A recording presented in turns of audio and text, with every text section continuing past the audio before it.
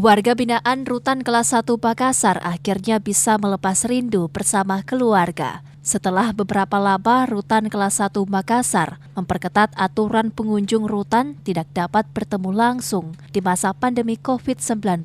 Kepala Rutan Makassar, Moh Muhyiddin mengatakan, dibukanya layanan kunjungan tatap muka sebagai bentuk recovery pelayanan publik yang sempat berhenti sejak 27 Maret 2020, di mana kunjungan tatap muka diganti dengan video call. Setelah adanya tatap muka secara langsung ini, antara keluarga napi dan napi, mereka hanya diperbolehkan bertemu dengan keluarga hanya 3 orang saja, yakni anak, istri, serta ayahnya saja. Kepala Rutan Kelas 1 Makassar mengatakan, para pengunjung hanya diperbolehkan menjenguk atau keluarga napi menjenguk minimal 3 orang dengan waktu 15 menit saja.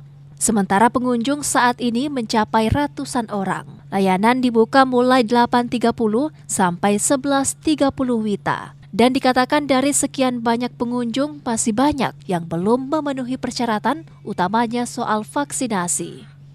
Ilham Syam, Fajar TV dan Fajar Radio melaporkan.